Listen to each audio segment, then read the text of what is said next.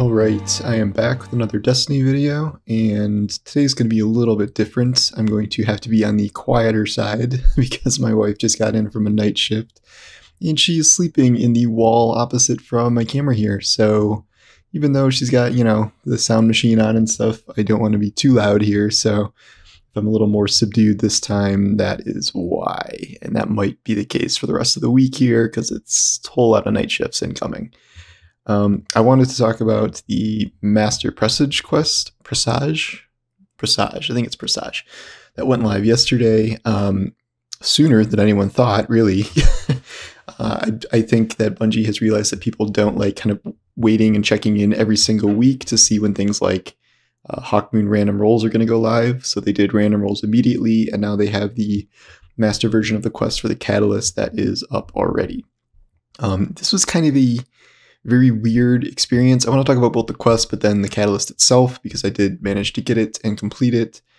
I'm not like the biggest fan of how things played out with the quest itself, because it's 1320, so it's harder, even though the enemies no longer appear as swords, because in the lower difficulty, they show up as like X amount of power above you.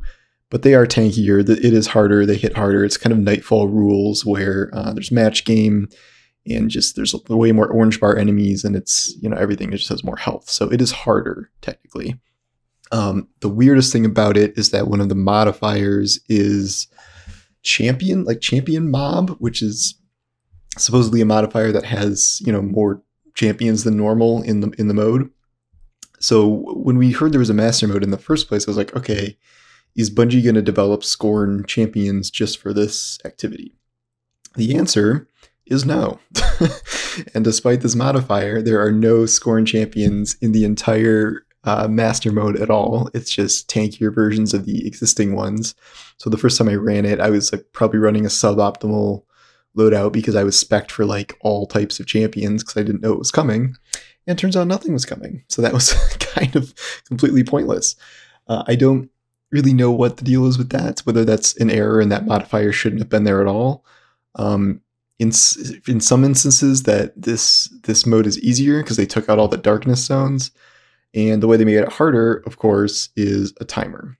And one of the things that people really loved about the original quest is that there was no timer, unlike the Whisper and 0 Hour quests, which people thought was kind of oppressive, and it didn't allow them to really either explore or appreciate the environment. Now in Master Mode, there is a timer. I beat it. I lost the first time because I was trying to two-man it with a non-optimal loadout because I didn't know what was coming with the champions or lack of thereof. I beat it with 3 people, a minute to spare, and it was fine. We got the Catalyst. But like, I still don't like timers as like a way to increase difficulty. I just think that's kind of a cheap way of doing it, and I would have much rather experienced it with just a harder, like a kind of a Nightfall version of it with champions. And like there's plenty of ways to make challenging content. Like Nightfalls technically have timers, and GMs have like the 45-minute wipe time limit, but like I would have rather had like a Nightfall version of this with Extinguish or more modifiers or something as master rather than something with a timer.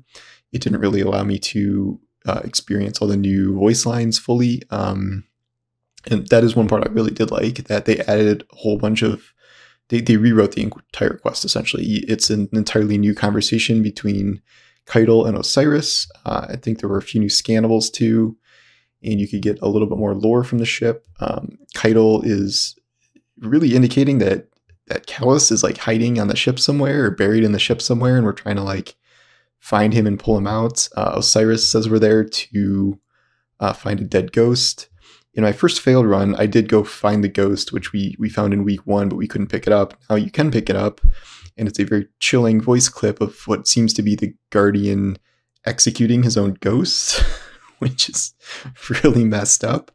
But then the mission ends with like Osiris saying that like we're still looking for the ghost, so I don't really understand what happened with that. Maybe I had to do it on the run where I actually beat the boss. I'm not sure if I screwed that up somehow. I'm also a little confused about how Master Mode is supposed to work in general going forward. It's like, I don't really know why we would run it again. I think you can get the lore and the caches and stuff on regular mode, and I think you can definitely hear the voice lines in regular mode. So I'm not sure. maybe it's just a pinnacle drop. But like, I don't really understand why you would run master mode after this. That's not really been made super clear to me, and I'm not sure if there is any lore that is only found in master mode or things like that. So that's just a little bit confusing to me, and I haven't quite figured that out yet. Ultimately, is this worth it? Is all this trouble and the timer worth getting the catalysts for? So far, the answer appears to be a very clear yes. Dead Man's Tale is already a fascinating gun, just as it is. I got another one this week. I got a 4th time. I have an Outlaw one, and it's great by itself, but the catalyst gives it like essentially super hipfire, so it gives you the hipfire accuracy that like hipfire grip might and stuff, but it also increases rate of fire. So what that does is you can just hipfire this thing at I think it's like 180 now, and just kind of, you know, pop off people like from the hip. It's a repeater last word essentially. It's not quite that fast, but it is very fast and very fun to use, especially on PC, where hip firing things on PC is much easier than hip firing things on console. So I don't know if the hip fire capabilities would get the same play on console, but it is very fun to use on PC at the very least. So I don't regret going for that. And obviously now it can make orbs. It's also anti-barrier this season, and it also has the Sundering Glare benefit where it weakens opponents on repeated precision hits from a distance. So I'm a little like, is over the moon as I am about it right now. I'm wondering, once it doesn't have anti-barrier, once Sundering Glare isn't a thing, if it'll be quite as valuable as it is now. But I think utility-wise, it's one of my favorite exotics at the moment, based on all the stuff it can do. I know that some people are having a lot of fun with, especially the catalyst in PvP, and how they say it's kind of transformed the gun for that mode. So I look forward to being killed by a bunch of hip-fired Dead Man's Tales in the future here. I use it a lot in Iron Banner. I didn't have the catalyst in Iron Banner. You can make the catalyst go faster by getting caches on the chest, although I think only 1 new cache opens per week. So we're only at 2. So I think I got 25% of the catalyst from the caches. Otherwise, it's like 800 kills. I think each Guardian kills like 1% or close to that. And then I just used it in a handful of strikes, and I got it complete, so it wasn't that hard.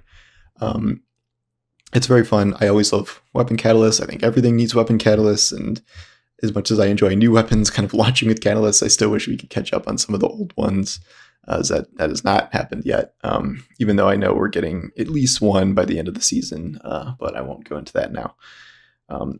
Overall, this master mode was not quite what I was expecting, and I didn't really love the way it was executed. It felt like it was bugged because of the champion thing, and I thought it would have been really cool to see, like, you know, here's an unstoppable abomination, or here's an anti-barrier, whatever those things are called, whatever the captains are, like things like that. And instead it was just like match game, and things hit harder, and there's a timer, and like they didn't change the puzzles. Like, it really, nothing was different except the timer, and they just kind of buffed the health of everything. And both of those are not really ways that I like to see increased difficulty. I guess some final tips here, if you're running it yourself. I don't know how to solo it. I have no idea how to solo it. But Xenophage, I think, is really helpful because of all the ammo you get. That can pop a lot of yellow bars, can pop a lot of solar shields, and it's not terrible boss DPS. I use Geomag Warlock. Thunder Crash Titan is great for the boss and the chunkier enemies. And you definitely want at least a Void weapon too, because there's a bunch of Void shield guys. I think there's only like 1 Arc shield guy in the whole thing, so I wouldn't worry too much about that. And yeah, I think the catalyst is definitely worth it. It's worth running it at least once. I don't know if in future weeks there will be added benefits to running it more. I'm probably going to keep running it just for the lore, but I think you can do that in normal mode. It would be weird if something as exploratory as finding lore was tied to master, which is timed. So I don't think they're doing that, but we'll see. Yeah, I don't know. It's still a great quest. It's still one of my favorite quests. I was just a little weirded out by how they executed master mode here. I won't talk about Fallen Saber and Battlegrounds and stuff yet, or Iron Banner. You can read my Iron Banner article from today, which was not the most positive, as you might imagine, after struggling to get 10 power weapon kills, dueling my entire team and the enemy team for power ammo every game.